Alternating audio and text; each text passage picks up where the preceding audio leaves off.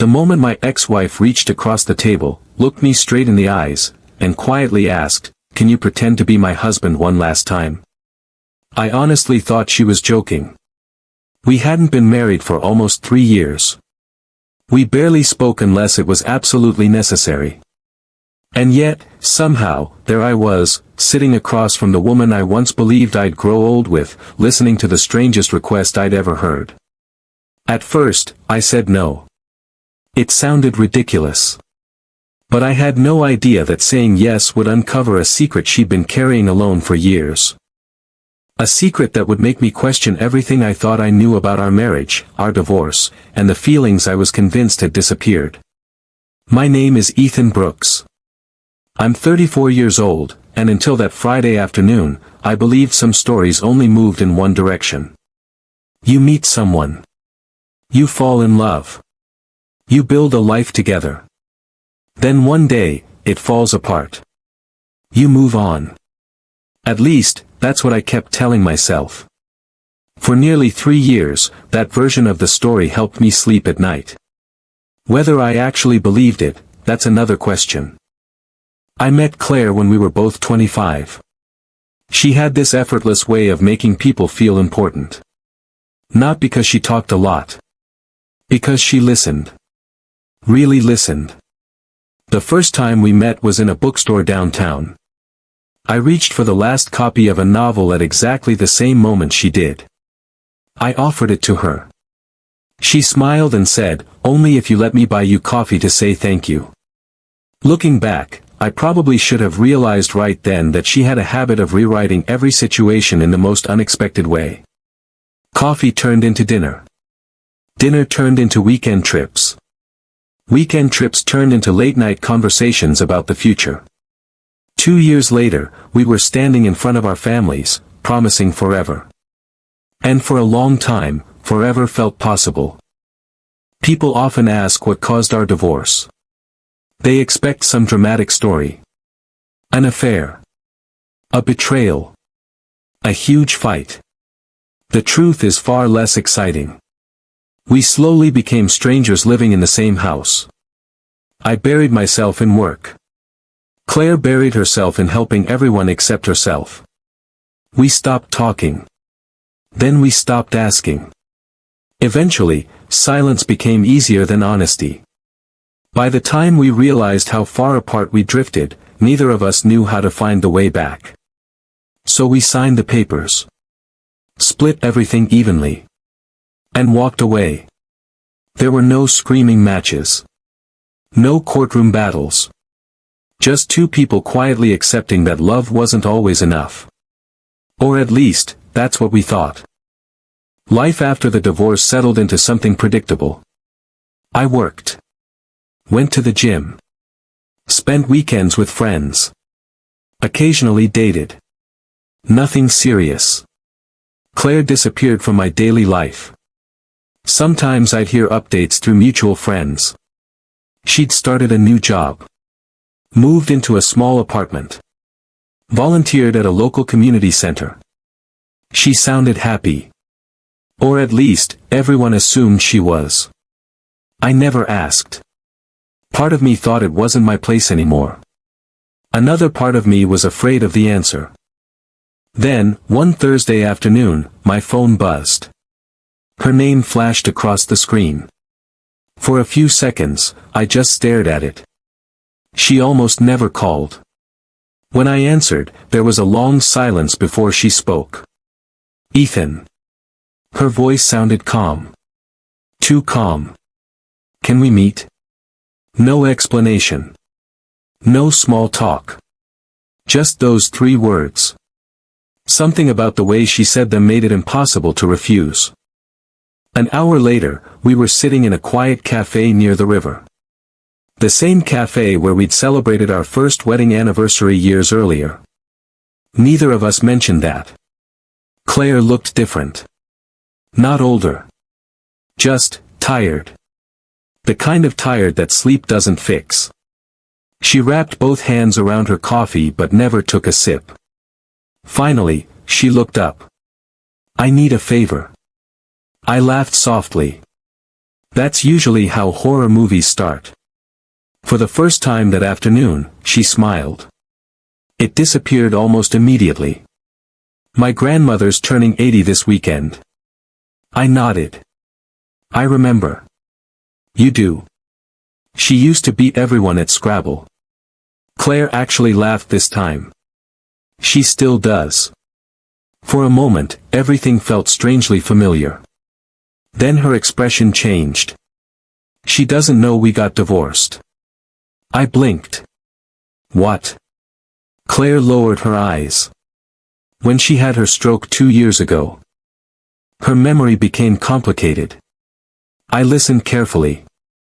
She remembers our wedding. Our honeymoon.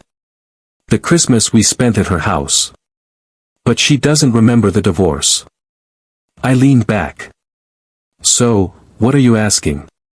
She took a deep breath. I need you to come with me this weekend. I already knew where this was going. No. Ethan. No. Please. I can't pretend we're still married. She looked down at the table. I wouldn't ask if there were another way. She explained everything. Her grandmother had recently been diagnosed with a serious heart condition. Doctors weren't sure how much time she had left. The entire family had gathered for one final weekend together at the lake house where generations of memories had been made. Everyone agreed that correcting her about the divorce would only confuse and upset her. Claire had tried explaining that I couldn't come. Her grandmother refused to believe it. She kept asking when my favorite grandson-in-law would arrive. I rubbed my temples. This is insane.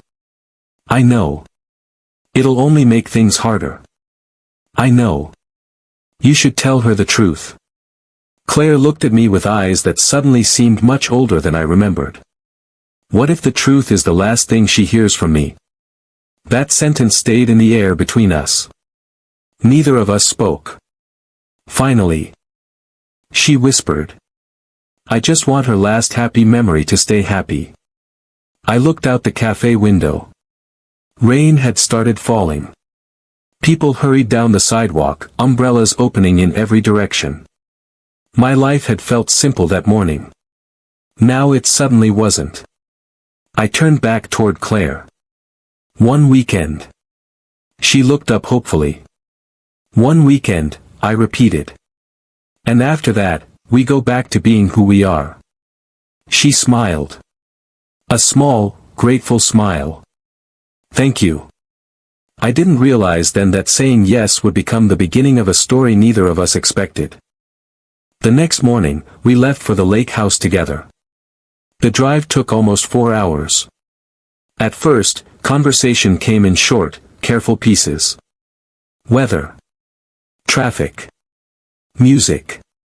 Anything except us. But pretending to be strangers was almost harder than pretending to be married. Some habits never really disappear. She still reached over to lower the radio whenever I concentrated on driving. I still remembered exactly how she took her coffee whenever we stopped for gas. Without thinking, I handed her the bottle of water she'd forgotten in the cup holder. She smiled. You still remember. So do you. Silence returned. Comfortable this time. Almost dangerous.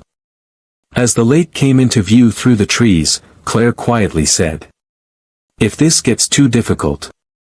I know. You can leave. I looked at her for a moment before turning back to the road. I already promised. She nodded without saying another word.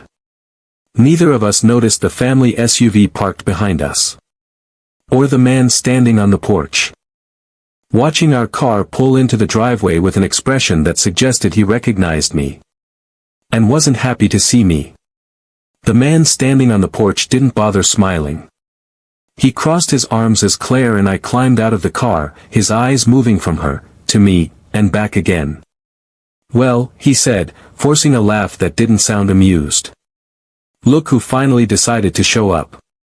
Claire sighed quietly. Ethan, that's my cousin, Ryan. I recognized him immediately.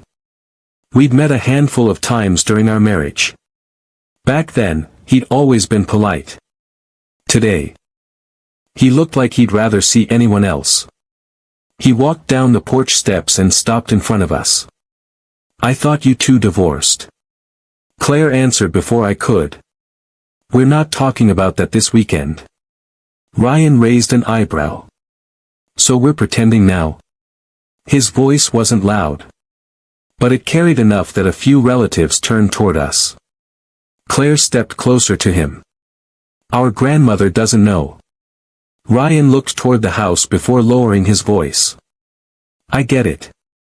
His expression softened just enough to show he understood. Then he looked at me. "Just don't make this harder than it already is." The lake house looked exactly as I remembered. The white wooden porch. The old rocking chairs. The swing hanging from the oak tree.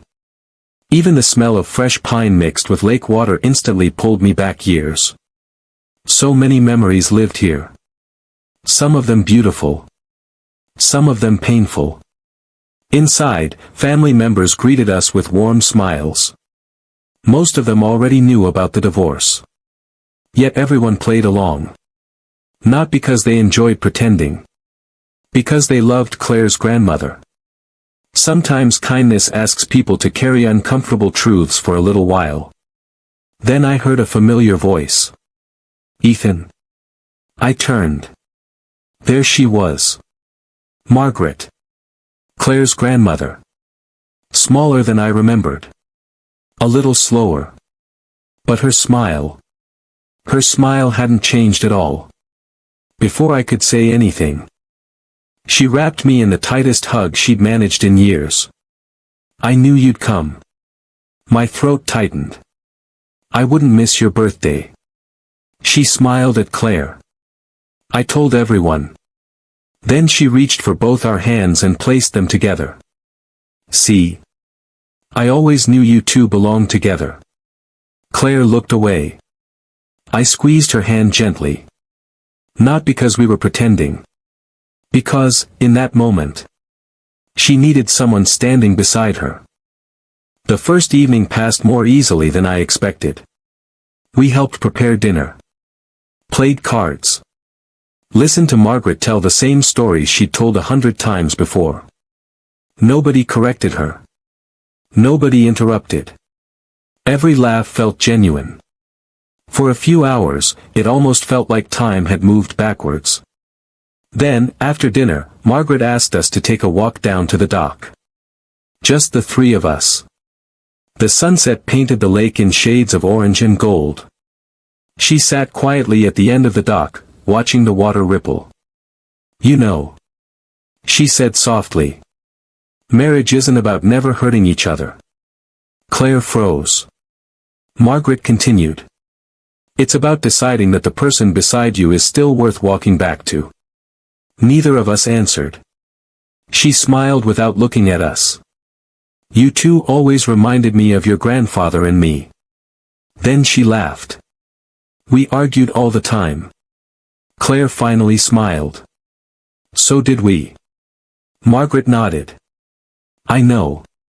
The trick isn't avoiding storms. It's remembering why you built the house together." Her words settled over us like the evening breeze. Simple. Gentle. Impossible to ignore.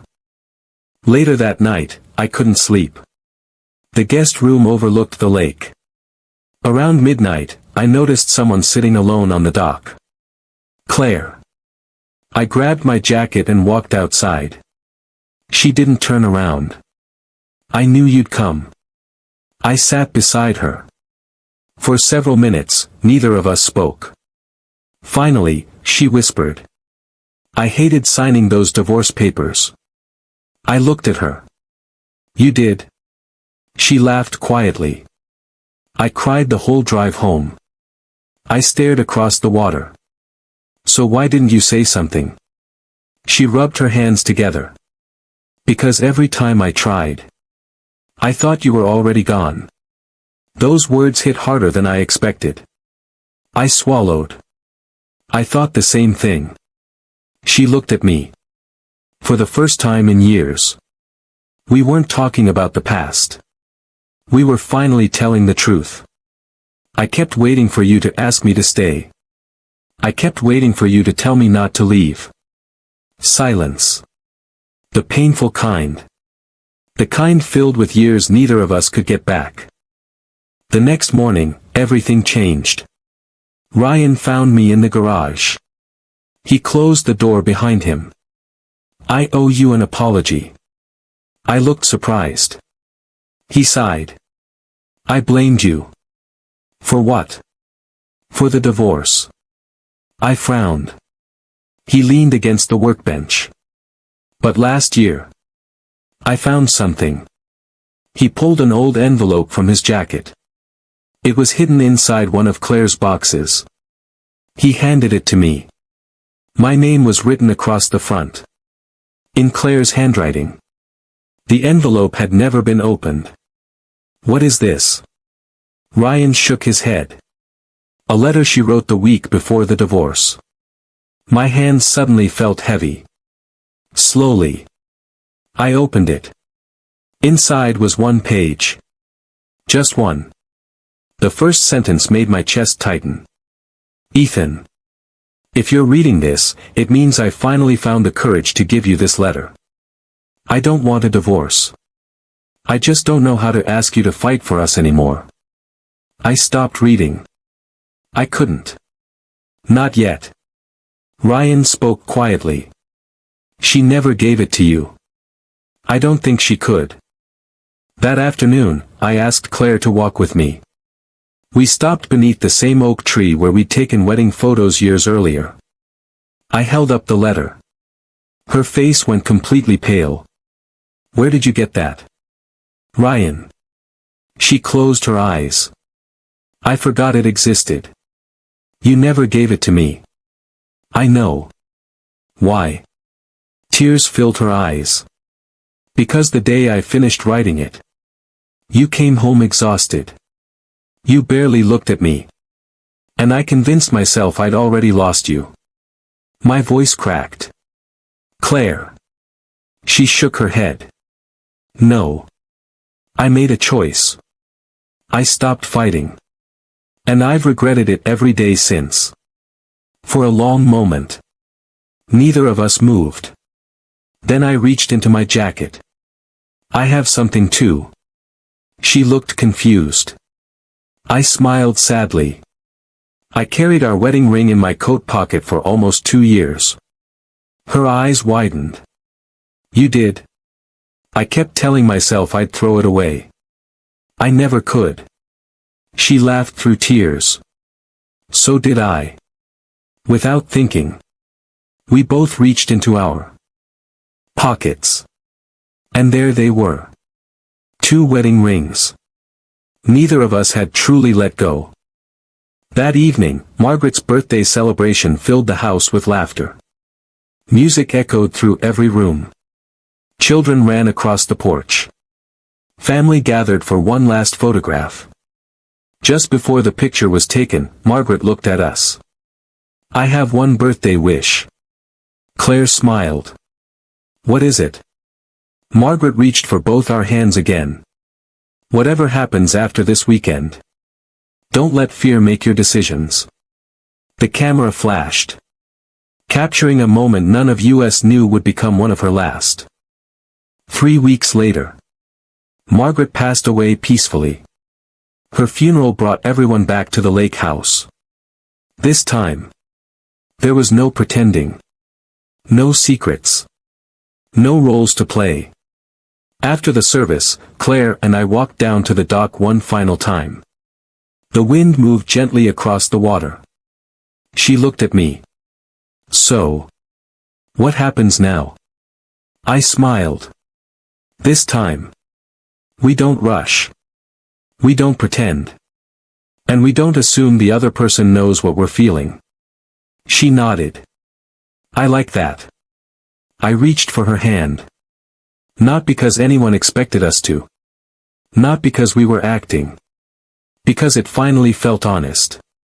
She squeezed my hand. Then she smiled in that familiar way that had first caught my attention all those years ago in the bookstore. Only this time, neither of us let go. Today. It's been 2 years since that weekend. We're married again. Not because we erased the past. Because we learned from it. We still argue about little things. She still steals the blankets. I still leave coffee cups everywhere. Some habits never change. But now, we say the difficult things before silence has a chance to grow. Sometimes, love doesn't disappear. It simply gets buried beneath pride, exhaustion, and the words people never find the courage to say. And sometimes, all it takes is one unexpected weekend to remember why you fell in love in the first place. If there's someone you've been meaning to call, someone you've been waiting to forgive, or someone you've been hoping would somehow read your mind, don't wait. Life is far too short for conversations that never happen. Thank you for spending these moments with me. If this story touched your heart, let me know in the comments what part resonated with you the most. Don't forget to like the video. Subscribe to the channel, and join me for another unforgettable story in the next episode. Until then, take care of the people you love, and don't leave the important words unsaid.